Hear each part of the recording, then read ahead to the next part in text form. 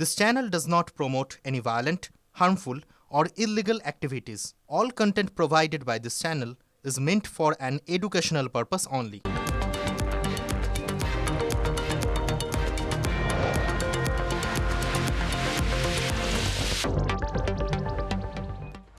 নমস্কার, দেখছেন TV9 বাংলা। শুরু করছি বেঙ্গল ব্রেকিং। আপনাদের সঙ্গে স্টুডিও থেকে রয়েছি আমি তন্নিষ্ঠা এবং আমার সঙ্গে রয়েছে নিউজ রুম থেকে শুভজিৎ। আর এই মুহূর্তে শুরুতেই যে খবরে নজর রাখবো, বদলের বাংলায় প্রথম এনকাউন্টার। বারুইপুরে ধর্ষণ খুনে অন্যতম অভিযুক্ত প্রভাস মণ্ডলকে নিয়ে পুনর্নির্মাণে যায় পুলিশ। পুলিশের দাবি, আচমকাই উর্দিধারীদের পিস্তল কেড়ে পালাতে যায় অভিযুক্ত। পুলিশকে লক্ষ্য করে গুলিও ছোড়ে, আর ঠিক তখনই আত্মরক্ষায় পুলিশের পাল্টা গুলিতে ক্ষত ধর্ষণ খুনে অন্যতম অভিযুক্ত প্রভাস। जो इंसिडेंट हुआ उसमें जीरो टॉलरेंस, देख लीजिए, बड़ा एक्शन होगा। মধ্যরাতে মহানাটক। পুনর্নির্মাণের সময়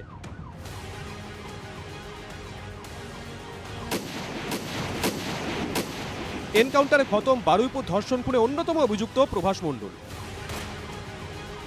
পুলিশের রিভলভার কেড়ে পুলিশকেই গুলির চেষ্টা, পুলিশের পাল্টা গুলিতে নিহত প্রভাস। মঙ্গলবার তখন রাত 12টা পেরিয়েছে, ঘড়ির কাঁটা বলছে রাত 1:45। বারুইপুর থানা থেকে একটি টিম প্রভাসকে নিয়ে বের হয় ঘটনাস্থলের পথে। পুলিশ জানিয়েছে, পুনর্নির্মাণ চলাকালীন আচমকাই এক পুলিশ আধিকারিকের আগ্নেয়াস্ত্র ছিনিয়ে নেয় প্রভাস।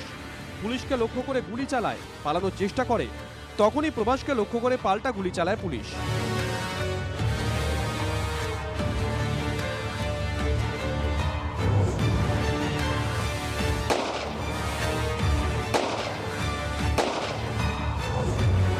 ওইখানেই পুলিশ এনকাউন্টার করে, কিন্তু প্রভাস চেয়েছিল ওইখান থেকে সরাসরি সে পালিয়ে যাবে। যদি সে পালিয়ে যেত একেবারে আল ধরে, পুলিশ অনায়াসেই তাকে ধরে ফেলতো। পুলিশ সূত্রে খবর, গ্রেপ্তার হওয়ার পর 3-3বার পালানোর চেষ্টা করে প্রভাস। জেরায় পুলিশকে বিভ্রান্ত করার চেষ্টা ছিল পুরো দমে, বয়ান বদলায় বারবার। পুনর্নির্মাণের সময় সিট সদস্য রনি সরকারের রিভলভার ছিনিয়ে নেয় প্রভাস। আত্মরক্ষায় গুলি চালান সিট সদস্য অর্ঘ্য মণ্ডল। প্রভাসকে লক্ষ্য করে 2 রাউন্ড গুলি চালানো হয়। অভিযুক্তের বুকের ডান দিকে আর পেটে গুলি লাগে। প্রাক্তন পুলিশ কর্তারা মনে করিয়ে দিচ্ছেন, তৃণমূল জমানায় একের পর এক ঘটনায় পুলিশের মনোবল ভেঙে যায়। বারুইপুরের ঘটনা বদলের সরকারের পুলিশকে খোলা ছাড়ের বার্তার প্রতিফলন। অস্ত্র কেড়ে নিয়ে আমি এখানে মেরে দিচ্ছি, তাহলে আমার যে সঙ্গী আছে সে ইনস্ট্যান্টলি তাকে গুলি করে দেবে। কারণ নিয়ম হচ্ছে গিয়ে যে প্রোটেক্ট ইয়োরসেলফ ফার্স্ট। একজন অভিযুক্ত সে উল্টে পুলিশকে আক্রমণ করতে যায়, তখন পুলিশের যা অ্যাকশন নেওয়া উচিত, এই ঘটনায় তা নিয়ে পুলিশ সঠিক কাজ করেছে বলে আমার ব্যক্তিগত মত। গত বছরে জানুয়ারিতে বাংলা দেখেছিল এনকাউন্টার। সেবার ঘটনা বাংলাদেশ ঘাঁচা উত্তর দিনাজপুরের গোয়ালপুকুরে।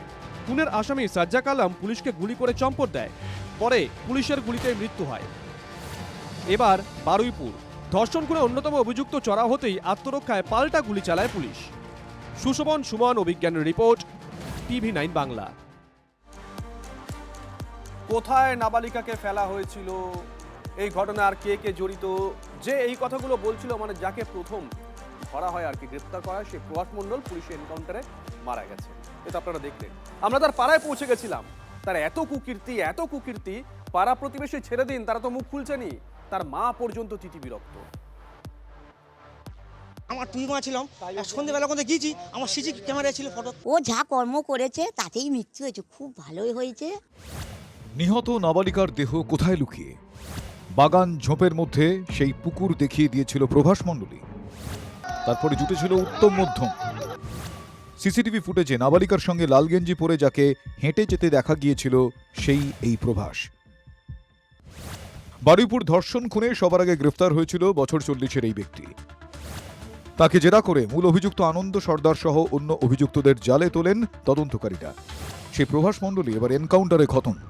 পুলিশ সূত্রে খবর, ধর্ষণ খুনে পুনর্নির্মাণের সময় পুলিশের রিভলভার ছিনতাই করে গুলি চালায়। পালাতে গিয়ে পুলিশের গুলিতে সেই নিহত। বারুইপুরের সূর্যপুরের বাসিন্দা প্রভাসের দুষ্কর্মের তালিকা লম্বা।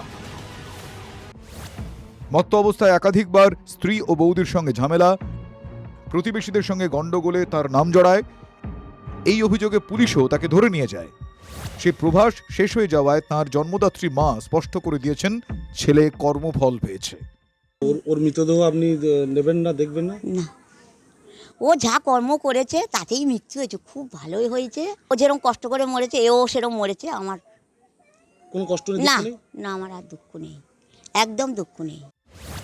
অসুস্থ বাবা, মা, স্ত্রী ও ছেলেকে নিয়ে সংসার প্রভাসের। কাজ বলতে রাঁধুনির জোগাড়ের। সংসারের হাল ধরতে স্ত্রী কলকাতায় পরিচারিকার কাজ করেন। ঘর বাঁধা তো নয়, নিত্য অশান্তি। এমন কৃতকর্মের পর প্রভাসের স্ত্রী পরিচয় দিতে কুণ্ঠা লজ্জা বোধ করেন ওই মহিলা। মেনেই নিয়েছি যে ও করেছে। আচ্ছা, এই যে পুলিশের গুলিতে মারা গেল, কিছু বলবেন? না, ও অন্যায় করেছে, ও দোষ করেছে, ও হচ্ছে গুলি খেয়েছে। এলাকার বাসিন্দাদের ধারণা, নানা সময় নানা নাম বলে আসলে নিজেকে বাঁচাতে চেয়েছিল প্রভাস। সঙ্গে পুলিশকে বিভ্রান্ত করার ছক ছিল। এমন একজনকে নিয়ে প্রতিবেশীরাও বেজায় বিরক্ত। প্রভাস মণ্ডল, আর এই নামটাই মুখে আনতে চাইছে না সূর্যপুর। পাড়া প্রতিবেশীরা অতিষ্ঠ হয়ে উঠেছিল তার আচরণে।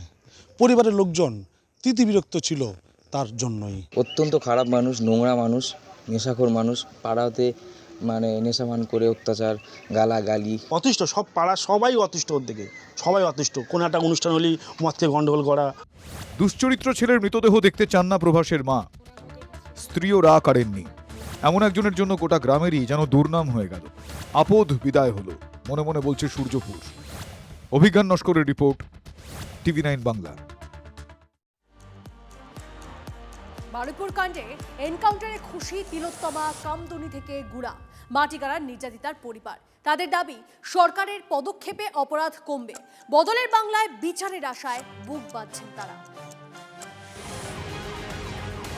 বারুইপুরের নাবালিকা ধর্ষক খুনিকে এনকাউন্টার, মৃত্যু অন্যতম অভিযুক্ত প্রভাস মণ্ডলের।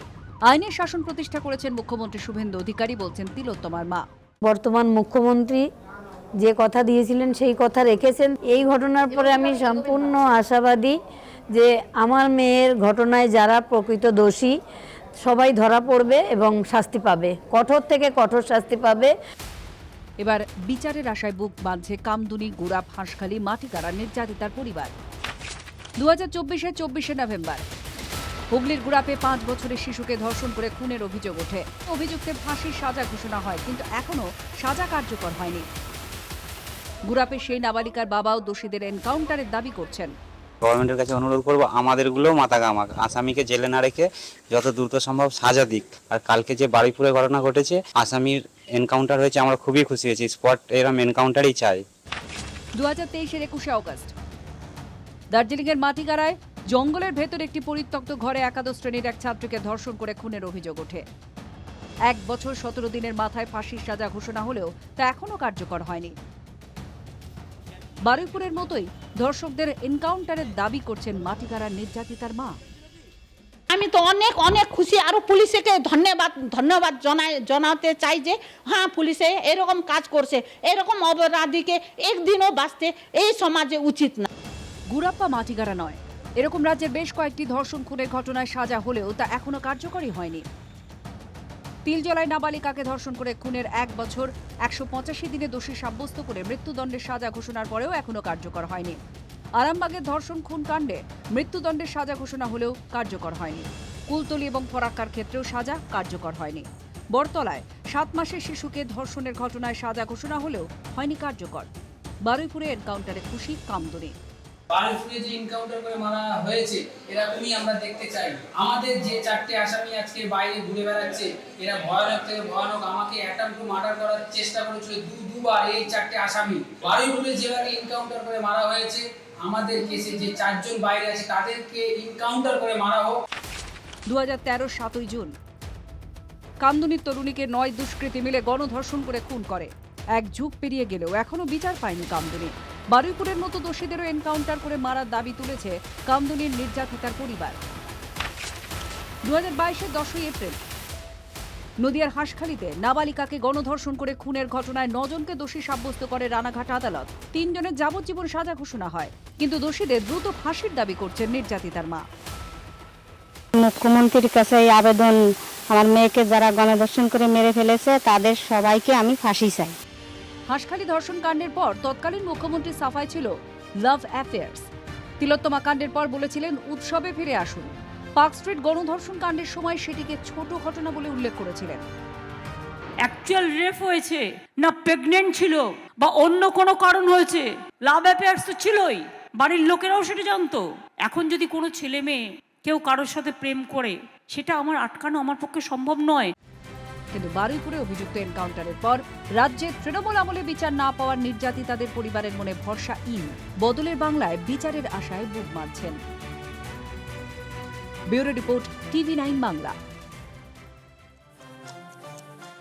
শিষ্টের পালন, দুষ্টের দমন, এটাই বোধহয় এখন শুভেন্দু সরকারের মূল মন্ত্র। বারুইপুর এনকাউন্টার দেখছি আমরা, চারিদিক থেকে বিশেষ করে মহিলারা বাহবা দিচ্ছেন, তারা বলছেন হ্যাঁ এটা হওয়া দরকার ছিল, যা হয়েছে বেশ হয়েছে। পাশাপাশি আমরা গোটা দেশের বেশ কয়েকটা ঘটনার দিকেও চট করে নজর রাখি। এর আগে কোথায় কোথায় ঘটেছে। গুজরাটে তৎকালীন মুখ্যমন্ত্রীকে খুনের চক্রান্তের অভিযোগে 2004 সালে 15 জুন ইশরাত জাহান এনকাউন্টার। 2005-এর 26শে নভেম্বর জঙ্গি যোগ আর কুখ্যাত অপরাধী সোহরাবুদ্দিন শেখকে মহারাষ্ট্রে এনকাউন্টার করা হয়, আলোচনা হয়েছিল সেই সময়। 2019-এর 6 ডিসেম্বর হায়দ্রাবাদে, সেখানে এনকাউন্টারে খতম 4 জন ধর্ষক। পশু চিকিৎসককে ধর্ষণ করে আগুনে পুড়িয়ে খুনের অভিযোগ। 6 বছর আগে 2020-তে কানপুরে 8 পুলিশ কর্মীকে খুনে অভিযুক্ত বিকাশ দুবেকে এনকাউন্টার করে উত্তরপ্রদেশ পুলিশ।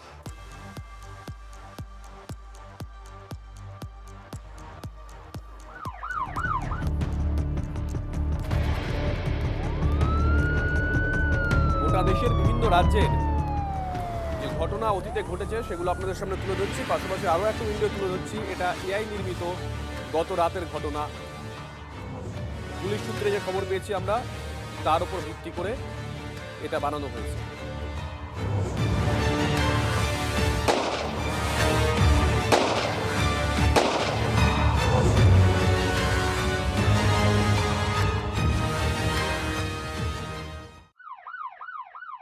প্রথমবার বাংলার মানুষকে সতর্ক করতে চাই যে আপনারা যে দানবকে ডেকে এনেছেন, আজকে তার প্রথম পরিচয় আপনারা পাচ্ছেন। ইউপি 2.0। আমরা এতদিন শুনতাম ইউপি হচ্ছে এনকাউন্টার রাজ, ঠকতো সরকার। আজকে বাংলায় এই প্রথম এনকাউন্টার আমরা দেখলাম এবং বিজেপি, আমার আশ্চর্য লাগছে, তারা বলছে এটা দৈব বিচার। যে বাচ্চা মেয়েটাকে, 11 বছরের মেয়েটিকে, যাকে মাথা থেকে পা অবধি আমি জানি না কতগুলো স্টিচ ওর পড়েছে, ওর ঠোঁটটা ঝুলছিল, কি যন্ত্রণা দিয়ে ওর মৃত্যু হয়েছে। তো তৃণমূল কি এই ধরনের অত্যাচারকে সমর্থন করছে? অবশ্য এটাতে আমাদের খুব একটা কোয়েশ্চেন নেই, কারণ 15 বছর ধরে তো তৃণমূল আপনারা এটাই সমর্থন করেছেন। যাদের ধর্ষণ হয়েছে আমাদের মহিলাদের, তাদেরকে অপমান করা হয়েছে, আমাদের ক্যারেক্টার নিয়ে কাটাছেঁড়া করা হয়েছে। 8টার পর বেরোনো যাবে না, সর্দি কাশির মতো ধর্ষণও একটা জিনিস, রেট বেঁধে দেওয়া হয়েছে, অপমান করা হয়েছে। আপনারা যে এই কথাটা বলবেন এটাই তো স্বাভাবিক, কিন্তু বাংলার মানুষের জবাব দেবে। পুলিশ এখন পুরোপুরি প্রফেশনালি কাজ করছে এবং এটাই নিয়ে একজন প্রাক্তন পুলিশ কর্তা হিসাবে আমার গর্ব আছে। কারণ আগে পুলিশের হাত বাঁধা ছিল এবং পুলিশকে কোনো মতোই কাজ করতে দেওয়া হতো না। যারা ভালো কাজ করছে তাদেরকে সাইডে বসিয়ে রাখা হতো, চটি চাটা অফিসারদেরকে গুরুত্বপূর্ণ পোস্টে বসানো হতো। তার জন্য পুলিশের পুরো মনোবলটা একদম তলানিতে চলে গেছিল। পুলিশ, যেটা লোকজন বলতো কি পুলিশ লুকায় খাটের তলায় বা টেবিল তলায়, এই জন্যে। তো আজকে যে পুলিশ যে পরিচয় দিয়েছে কি পশ্চিমবঙ্গ পুলিশ সে বিশ্বের যে কোনো পুলিশের তুলনায় কোনো জায়গায় নিচে নেই এবং তারা প্রফেশনালি কাজ করতে পারে। আজকে যে এত ভালো কাজ তারা করেছে, খুব ভালো কাজ হয়েছে। ক্লাব থেকে নিখোঁজ যুবতীর দেহ উদ্ধার, যা ঘিরে দানা বাঁধছে রহস্য। এর মধ্যে ধূপগুড়ি থানার পুলিশের বিরুদ্ধে মিসিং ডায়েরি না নেওয়ার অভিযোগ তুলেছে পরিবার। পুলিশের তরফে অবশ্য দাবি রাতেই অভিযোগ নেওয়া হয়। প্রশ্ন উঠছে, ক্লাবে কিভাবে পৌঁছলেন যুবতী?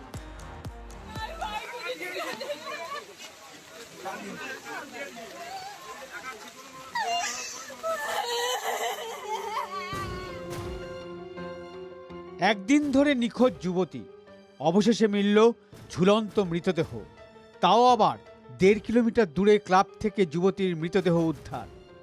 ধূপগুড়ির মাগুরমারি এলাকায় অস্বাভাবিক মৃত্যুতে পরতে পরতে রহস্য। পরিবার সূত্রে দাবি, মঙ্গলবার স্বামী এবং পুত্রকে নিয়ে ব্যাংকে টাকা তুলতে যান রঞ্জিতা রায় নামে ওই যুবতী। ছেলের শরীর খারাপ হওয়ায় তার স্বামী ছেলে নিয়ে রঞ্জিতার বাপের বাড়ি ফিরে যায়। পয়সা তুলে ফোন করতে যে পয়সা তুলে হয়েছে আমি বাড়িতে যাচ্ছি, তারপর থেকে আর ফোন করেনি। কার সঙ্গে গেছিল? ওর বরের সঙ্গে গেছিল। কি মনে হচ্ছে? ওর বর চলে আসে, পরে চলে আসার পরে ফোন করছিল যে পয়সা তুলে হয়েছে আমি বাড়িতে যাচ্ছি। পরিবারের দাবি, বিকেল 5টা নাগাদ যুবতী জানান তিনি বাড়ি ফিরছেন, কিন্তু এরপর থেকে যুবতীর ফোন সুইচ অফ। 4টার পরে থেকে মোবাইল সুইচ অফ, ফোনে আর কোনো যোগাযোগ নেই। কি মনে করছেন দাদা, ওদের পারিবারিক কোনো বিষয় হয়েছিল? আর আমার বাড়িতেই আছে তো, জামাই মেয়ে আমার বাড়িতেই আছে, কোনো কেসাল নাই। মৃতার পরিবারের অভিযোগ, ধূপগুড়ি থানায় গিয়ে মিসিং ডায়েরি করতে চাইলে পুলিশ অভিযোগ গ্রহণ করেনি। কালকে? হ্যাঁ, কালকে অভিযোগ করেছিলে? হ্যাঁ, অভিযোগ নেয়নি। থানা অভিযোগ নেয়নি? না। কি বলেছে থানা? থানা বলছে 24 ঘন্টা হবে। কোন থানায় গিয়েছিলে? যদি দেখা যায় যে অভিযোগ নেওয়ার নেয়নি পুলিশ, তাহলে সেই বিষয়ে যারা প্রশাসনিক আধিকারিক উচ্চ পর্যায়ে রয়েছেন তাদেরকে বিষয়টা জানানো হবে। এরকম হওয়ার বিষয় নাই। জলপাইগুড়ির অতিরিক্ত পুলিশ সুপার গ্রামীণ জানিয়েছেন, মঙ্গলবার রাতেই মিসিং ডায়েরি দায়ের করা হয়েছে। পরিবারকে বুধবার ছবি নিয়ে জমা দিতে বলা হয়েছিল। পুলিশের তরফ থেকে অভিযোগ নেওয়া হয়নি এমন কোনো ঘটনা জানা নেই বা অভিযোগ করেননি পরিবার। কিন্তু ক্লাবের মধ্যে কেন মৃতদেহ উদ্ধার হলো? ব্যাংকের থেকে টাকা তোলার পর কিভাবে ক্লাবে পৌঁছলেন যুবতী? কেউ কি তাকে সেখানে নিয়ে গিয়েছিল? দিনের বেলা তো এই ছেলেপেলেগুলো গেম টেম খেলে, এখানে আড্ডা ফাড্ডা মারে। রাত্রেবেলা ভেতরে কেউ থাকে না, বাইরে থাকে আর কি। মহিলা মানুষের ঢোকা তো একটু চাপ আছে, ছেলে মানুষ তো তবু ঢুকতে পারে, মহিলা মানুষ অত সহজে ঢুকতে পাবে না, ভাঙা আছে না সামনের জিনিস, ওখানে তো হাঁটার জায়গাই নেই। ব্যাংক থেকে বেরোনোর পরই বা ফোন সুইচ অফ ছিল কেন? ওই যুবতীর মৃত্যু ঘিরে পরতে পরতে রহস্য। ধূপগুড়ি থেকে রনি চৌধুরীর রিপোর্ট, TV9 বাংলা। আর এবার আপনাদেরকে একটা ছবি দেখাবো, আজকে আরও একটা আলোচিত ছবি। বারুইপুর ইস্যুতে এবং রাজ্যের আইন শৃঙ্খলা ইস্যুতে আজকে রাস্তায় নেমেছিলেন মমতা বন্দ্যোপাধ্যায়। ছবিটা একবার দেখুন, তারই দলের কর্মী তাকে সপাটে চর মারছেন মমতা বন্দ্যোপাধ্যায়।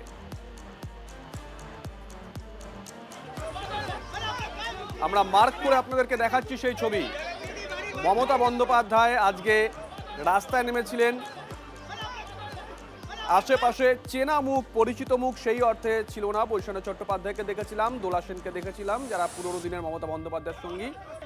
বাকি আর অনেককেই দেখা গেছিল, অনেক কর্মীকে। যাকে চর মারছেন তিনিও দলেরই এক কর্মী।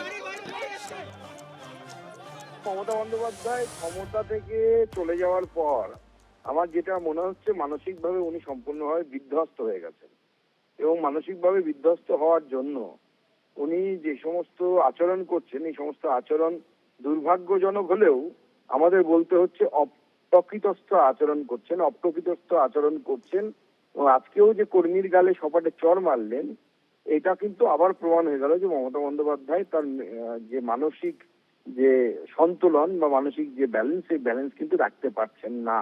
কারণ তিনি এখনো মন থেকে পারছেন না মেনে নিতে যে বাংলার জনগণ তাকে ক্ষমতা থেকে সরিয়ে দিয়েছে। তিনি মানবিক অভিভাবকের ভূমিকা পালন করছিলেন। সামনে ভিড় হয়ে গেছিল, গুরুতর জখম ইনজিওর্ড কর্মীরা পড়েছিলেন। গাড়ি এনে তাদেরকে তুলে হাসপাতালে পাঠাবার চেষ্টা। সেই জন্য সামনে থেকে দাঁড়িয়ে যদি কোনো মা যদি তার কোনো সন্তানকেও ধাক্কা দিয়ে সরিয়ে থাকে আর এক সন্তানের চিকিৎসার জন্য, তিনি চাইছিলেন গাড়ি রাস্তাটা ফাঁকা করে গাড়িটা আসতে দিতে, ভেতরে এখানে কাতরাচ্ছে তাদের তুলে দেবেন। তিনি যদি আর একজনকে ধাক্কা দিয়ে সরিয়ে থাকেন, বেশ করেছেন, সরিয়েছেন।